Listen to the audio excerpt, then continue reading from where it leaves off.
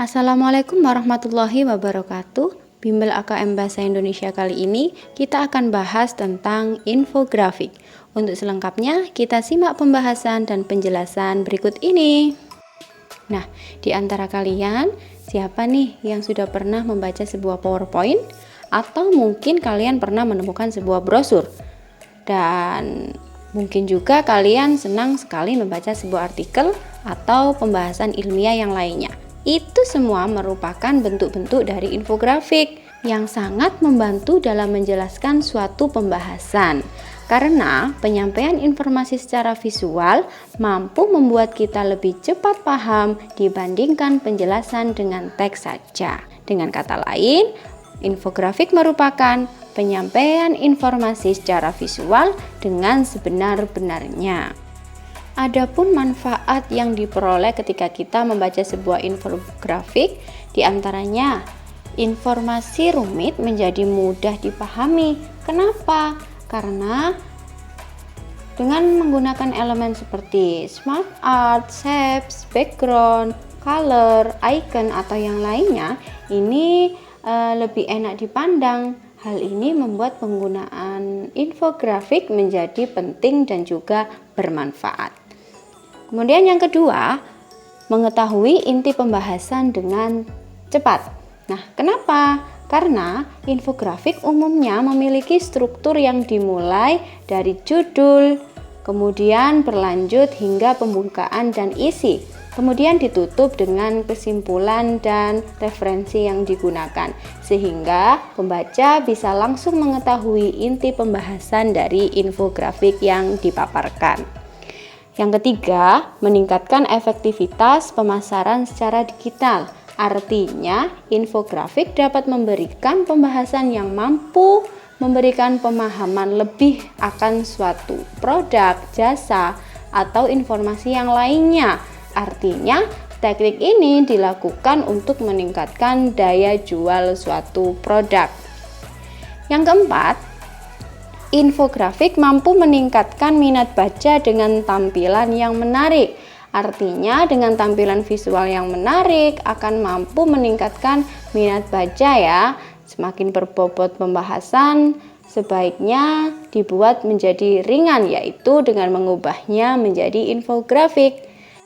Yang kelima, infografik lebih terpercaya dan juga profesional.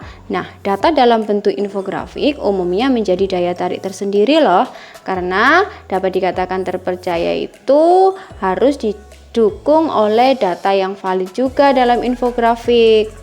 Nah, yang keenam, infografik mudah diingat dan juga diminati oleh kalangan masyarakat. Nah, berbagai penelitian menyampaikan bahwa manusia ini lebih mudah mengingat gambar dibandingkan dengan teks. Jadi, informasi yang disampaikan dengan infografik sangat mudah untuk diingat oleh kalangan masyarakat.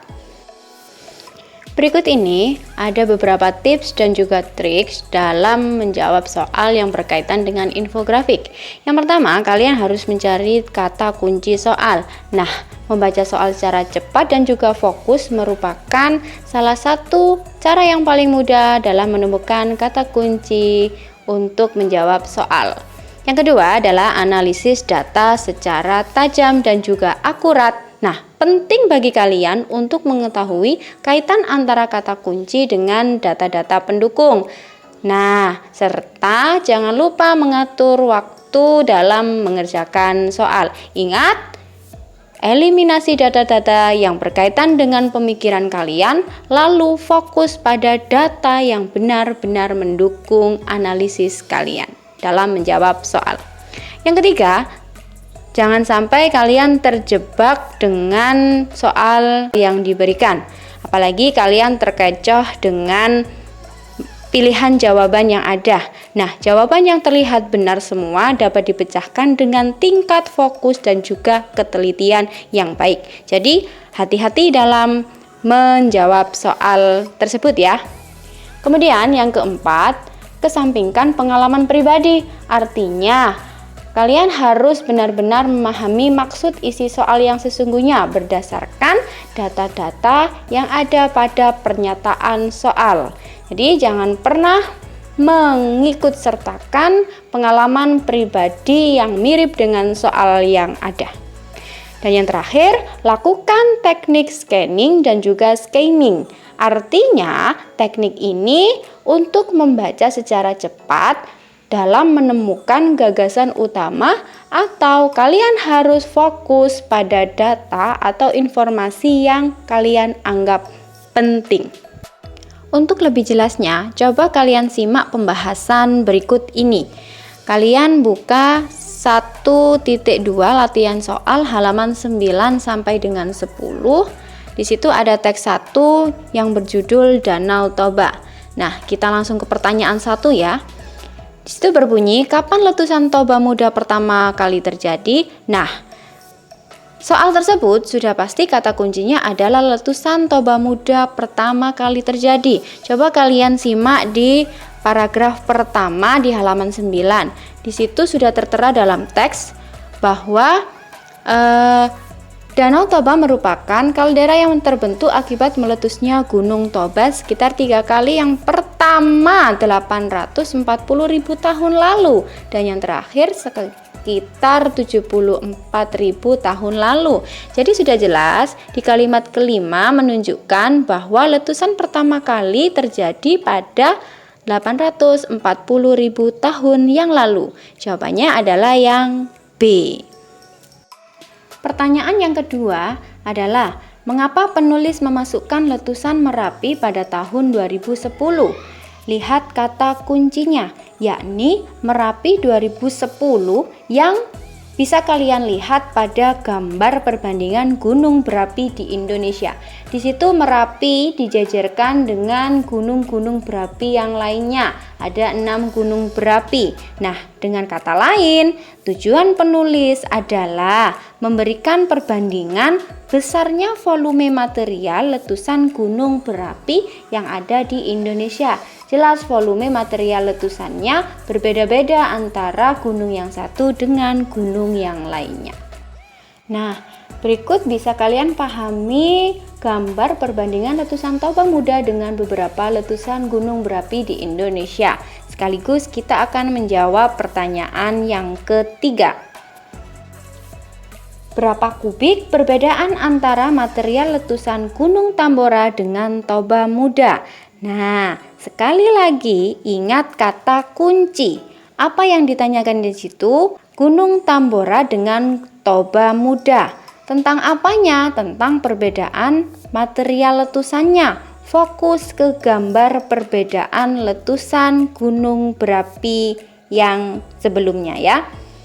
Jadi kita dapat menghitung selisih atau perbandingan antara kedua gunung tersebut dengan cara apa yang diketahui, yakni volume Gunung Toba Muda sebesar 2.800 km kubik, sedangkan volume Gunung Tambora sebesar 160 km kubik. Yang ditanyakan tadi adalah perbedaan atau selisihnya berapa ya kira-kira?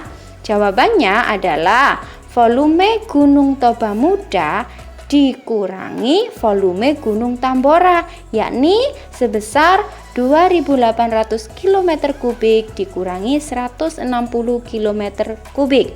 Nah, jawabannya adalah 2.640 km kubik. Baiklah, pertanyaan keempat adalah, dari gambar dapat disimpulkan bahwa.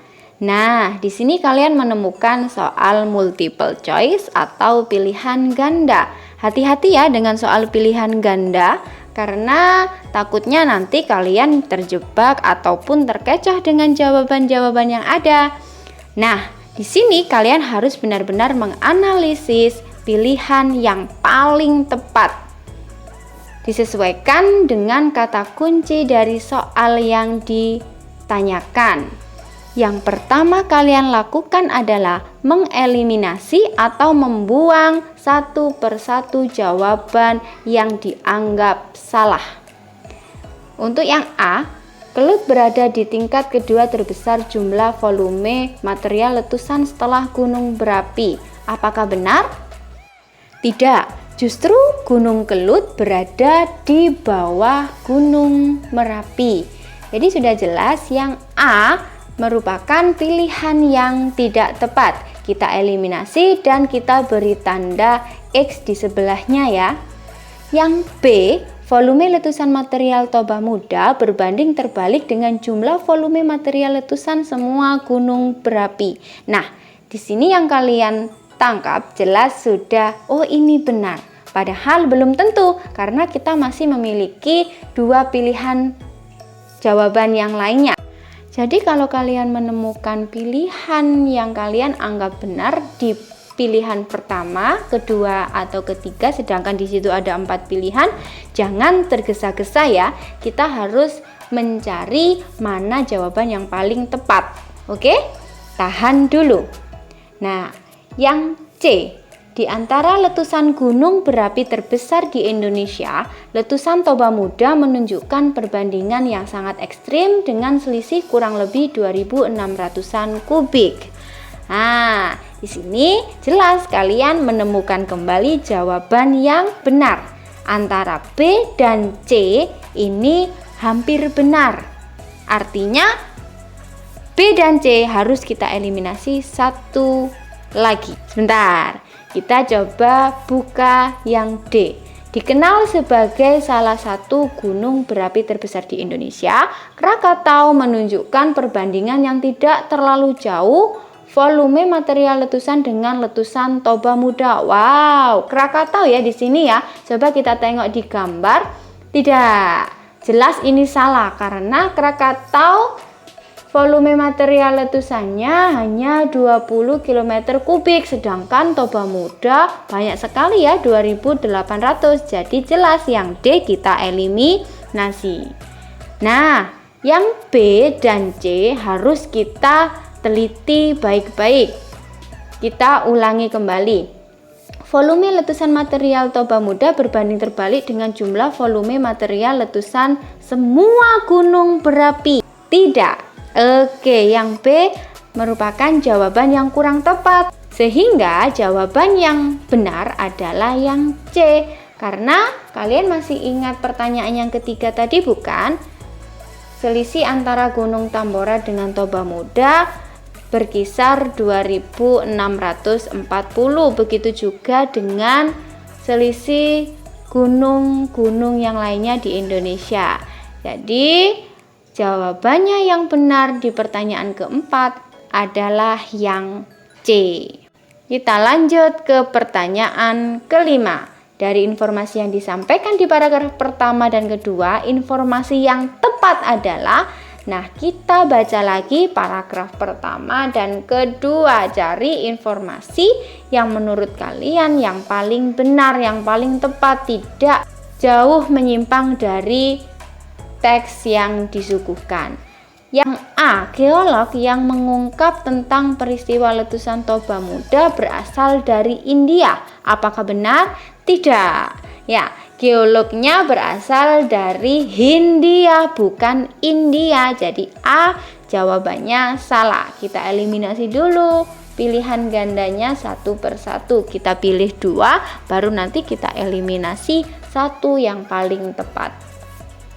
Kemudian yang B, daerah yang meletus pada peristiwa letusan Toba Muda disebut kaldera yang menjadi Danau Toba. Apakah benar? Oke, ragu-ragu Bu. Baiklah, yang B kita kasih tanda titik dulu karena mungkin ini jawaban yang benar ataukah kita menemukan jawaban yang lain di C dan D-nya.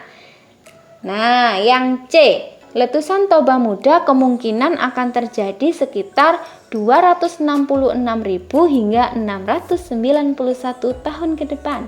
Bagaimana kalian menemukan kata dan kalimat ini di paragraf 1 ataupun 2? Iya, benar sekali ya. Di paragraf kedua, kalimat terakhir, di situ ada kata-kata Gunung Toba yang selanjutnya barangkali akan terjadi 266.000 hingga 691 tahun dari sekarang. Itu sudah merupakan jawaban yang paling tepat, sudah tertera di dalam teks. Kalau tidak percaya, coba kita Cek lagi yang D. Akibat letusan yang sangat dahsyat, daratan Sumatera bagian selatan berubah menjadi sangat gersang seperti bulan 3. Di situ tidak ada sama sekali kata-kata bulan 3. Tidak ada kalimat yang menunjukkan daratan Sumatera bagian selatan berubah. Jadi sangat jelas yang D merupakan jawaban yang salah. Bu, kenapa bukan yang B? Karena yang B di dalam paragraf pertama itu yang dijelaskan adalah Gunung Toba ya. Danau Toba merupakan kaldera yang terbentuk akibat meletusnya Gunung Toba. Sedangkan di sini yang di pilihan B, daerah yang meletus pada peristiwa letusan Toba Muda disebut kaldera, padahal yang meletus adalah Gunung Toba, bukan Toba Muda. Oke. Bagaimana anak-anak? Semoga AKM Bahasa Indonesia tentang infografik ini membawa manfaat untuk kita semua ya. Ingat, kenapa soalnya makin rumit Bu? Karena kita dituntut untuk bernalar. Jadi alangkah baiknya kalian tetap budayakan membaca ya. Banyak-banyak belajar dan wassalamualaikum warahmatullahi wabarakatuh.